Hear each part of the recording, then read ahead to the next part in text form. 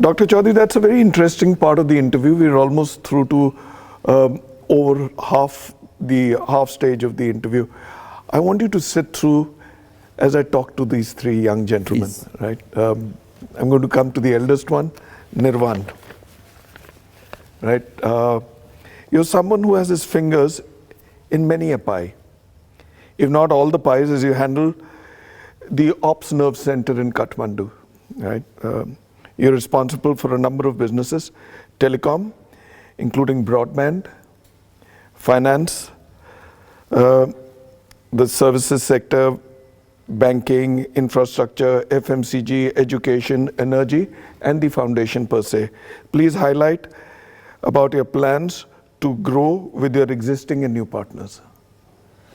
Thank you so much for having us on your show. Pleasure is We're ours. absolutely delighted to be here with you. Nepal's home. Nepal's where the seeds were sown, and Nepal will always remain a geography, an area where we'll continue to grow organically in some of our core areas as defined by my father. For us, today, our FMCG continues to be one of our core competencies, and we continue to grow in it organically. We are looking at different avenues beyond Nepal to grow inorganically. But within Nepal, I think we are laterally trying to diversify into different portfolios within our FMCG products. Apart from noodles, snacks, beverages, brewery, we are trying to get into other FMCG verticals as well. Our new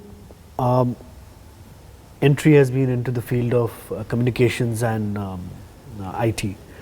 I think this is one sector, although pretty matured worldwide, pretty matured at the South Asia level, but I think in Nepal still we are at a level where there is huge opportunity for growth. For example, if you look at in general the data penetration or the smartphone penetration, we're just about touching 70% with a population of 30 million. And access to broadband, access to data, access to IT, e-commerce opportunities to the population still is at its infancy stage. So we see that as a huge opportunity, providing latest technologies, and then our groups always believed in the entire sense of providing world-class products at affordable prices, and sticking to those ethos, providing latest digital services at affordable prices, which can reach to the masses, which can redefine their businesses, which can create a bottom-up contribution to the economy, like we've seen in India, with entrance from players like Reliance, and to the restructuring of the focus towards the digital landscape by companies like Airtel or Vodafone. We feel there's a huge opportunity over there, and that is why with our new vertical in telecommunications and IT, I think we'll be firstly focusing on more of our creating the ecosystem, the backbone for it. We see huge opportunities in reinventing some of our existing businesses and giving them an angle of an e-commerce platform. For example, consumer durable electronics. We are a market leader and we've been there for a very long time. You have a private label? We do, which is in some segments bigger than some of the multinational companies within Nepal. We represent and been partners with LG over 3 decades now. But we've gotten into e-commerce and as well as retail, and e-commerce has started to pick up, especially during COVID times. Education, where we had over 15 schools and colleges within Nepal. We've taken this paradigm shift into getting into aggressive online education model. I think we're in this particular era, and it's primarily, I think this COVID period has accelerated that entire process for us, where we would be able to leverage the entire ecosystem of CG Corp, Chaudhary Group in Nepal, whether it's financial services leading to digital banking, fintech, whether it's FMCG or consumer durables, expanding to e-commerce platforms, using the backbone of IT infrastructure, is one side. of how we are trying. We are looking at looking at the future of some of our verticals of our group. But I also feel Nepal worldwide is known for its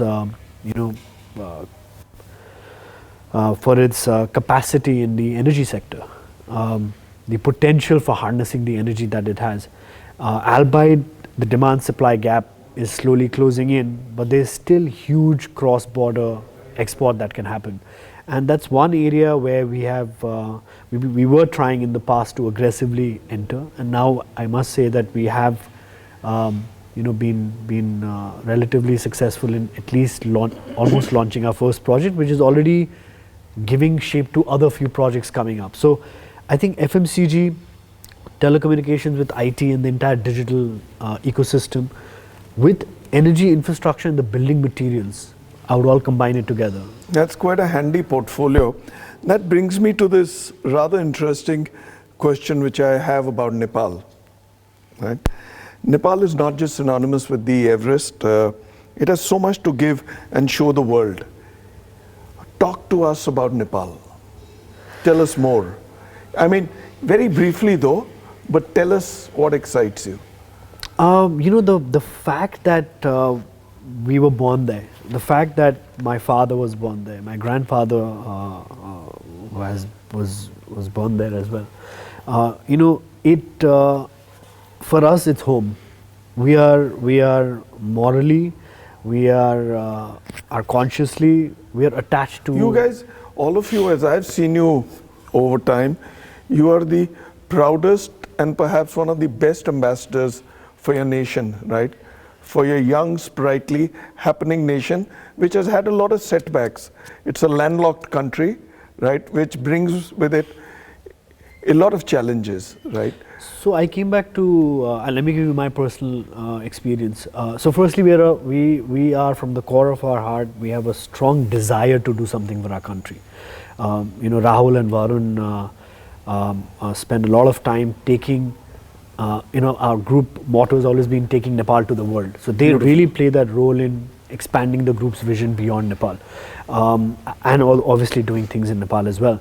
But I came into Nepal in the early 2000s when we were at the peak of our insurgency, when I think Nepalese started to travel outside. And I think my father also, a couple of years prior to that, we made our first hospitality investment into Sri Lanka, again at the peak of the LTT war that time, where Sri Lankans were probably wanting to exit out of the market.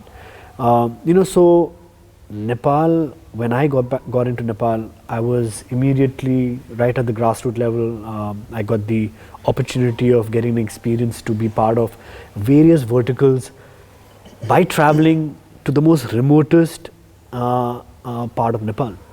I was 21, 22 at that time. And that really gave me an amazing perspective into the potential of what Nepal has.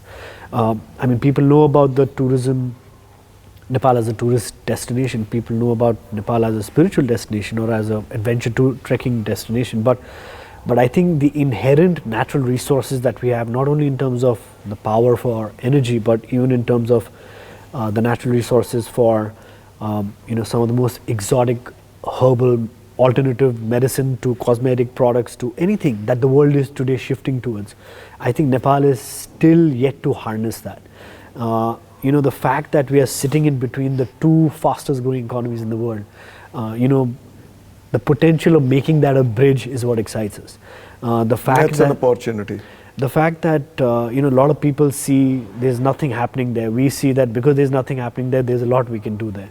And I think because our chairman has put in such a solid foundation over the last 4 decades, we are able to, instead of really working on building systems, we are working on really using that system to bring in our entrepreneurial vision to grow our group beyond Nepal. So I think I continue to believe in Nepal. I think again, there are a lot of business ideas, a lot of business products, services that we get an opportunity to see even in a country like India, and within India we see an area like North India, what has worked, what is accepted, And for us, that becomes a testing ground to immediately bring the products and services into So Nepal. that's quite a interesting peep into your portfolio and the way you look at Nepal. I mean, you're practically there, right?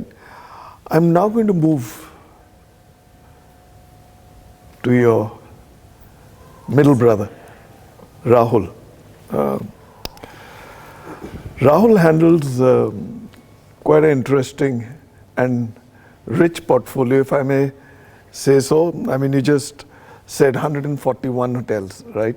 Yes. I mean, I'd let you detail them out, but tell me, CG Group has a large global footprint in the hospitality business across 4 continents out of the 5.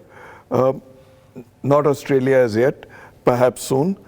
And across maybe 10, 11, how many countries? 13 now. 13 now, there you are. So I think you need to step on the gas from 13 to 14 soon. Do tell us some detail about your diverse portfolio and the number of continents, countries, hotels, rooms, brands, Okay. and your partnerships. Sure. Well, first of all, thank you so much for bringing us together. I think Pleasure. it's an important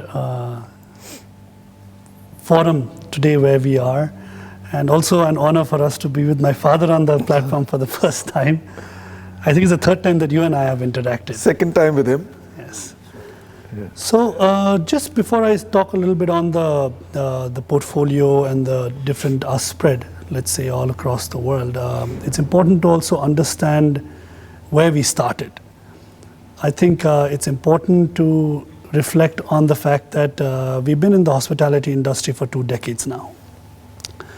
And the most interesting part of that was our first investment in 3 properties in Sri Lanka and Maldives. As my elder brother Nirvan mentioned, that we stepped into Sri Lanka and Maldives during the most difficult times.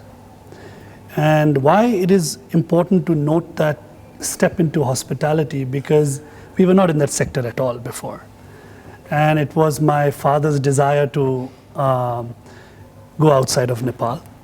And that too, being a humble group out of Nepal, partnering with a giant like the Tatas, I think that itself was a big leap and jump for us. And we have in many forums also always given them due respect to say that they were the ones who introduced us to this sector. And difficult times, and if you see our philosophy and our hospitality growth trajectory in the past 2 decades, you will see that we have invested or been in countries at a time that they are going through a difficult crisis, come out of war, or a situation whereby, I mean, let's just say they're going through difficult times. And that's where he saw the vision, saw the opportunity. Until today, if you see the growth that we have done and the investments that we have made, all our investments have been in countries and in opportunities that have a larger opportunity in the long term. And coming to that point, 20 years down the line, now we are 141 hotels in 13 countries with almost 8,500 keys. And as my father mentioned, probably, if not probably one of the most diversified hospitality groups in the region. In every single business model that you can think of, all the way from being an investor, being an operator, being an asset manager, and also in all different segments, right from your budget to your mid-market to your wellness, experience, safari, luxury, and luxury business hotels as well. And health. And health, wellness, yes. Yeah. Rahul, that's a very interesting portfolio that you have, but I want to talk about one particular important part of what you handle. Your successful relationships with some key operators, be they IHCL, Taj, Accor, Marriott, or perhaps any I've missed. How do you take such relations? How do you make such relationships lasting?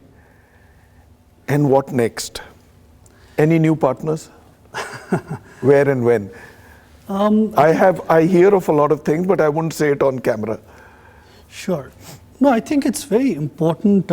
You see, I'd like to take a step back and say that developers have become very, very smart and intelligent themselves. You see, when we stepped into the hospitality business, we had no clue, obviously. And we came in as a joint venture partner with IHCL.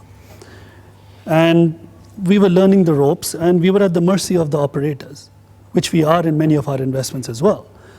But I think we evolved, and we learned the ropes of being an operator, the art of creating brands, which is not easy. And this helped us also in terms of managing relationships. But I think the most important aspect of maintaining a relationship or going forward with any relationship with an operator or a brand is alignment of interest and alignment of growth strategy.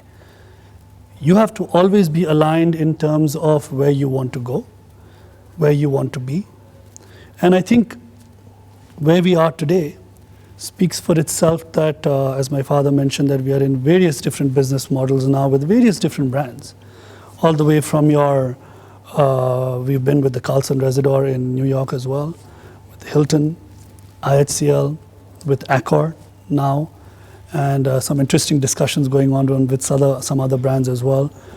And specifically from India perspective, we definitely learned the hard way, I must tell you, as my father mentioned, due to when we first came into India in 2006 from the hospitality perspective.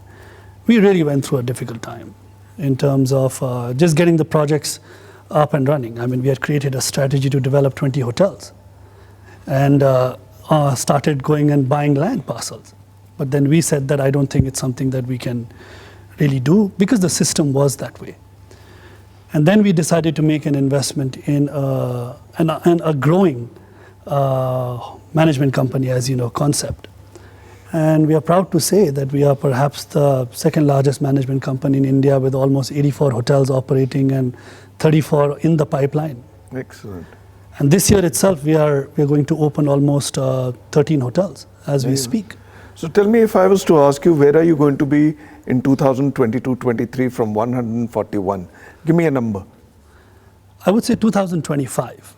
Tell me. Our strategy to reach 200 hotels by 2025, and I think we are walking on that journey. As I mentioned, that we are opening almost 15 hotels, at least 10 to 15 hotels through our management arm in India itself, Concept.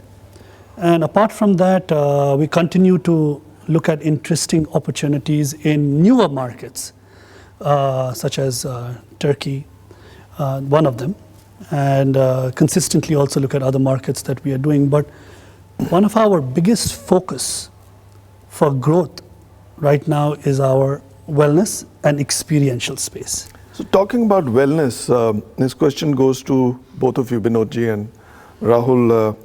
Farm at St. Benito is extremely successful. When is it traveling out and where? Go ahead. Okay, I'll take that question, but I mean, it's interesting. I'd like to say this, that out of our entire hospitality portfolio, the one property that is closest to my father is the farm. I'm aware. And he personally gets involved all the way. Hands-on. Completely hands-on with even the expansion, and I mean, he loves creating, right? Hearts-on. Absolutely. But I think, as he mentioned, that the wellness model is something that we want to take outside because we've seen. When? This Where? year.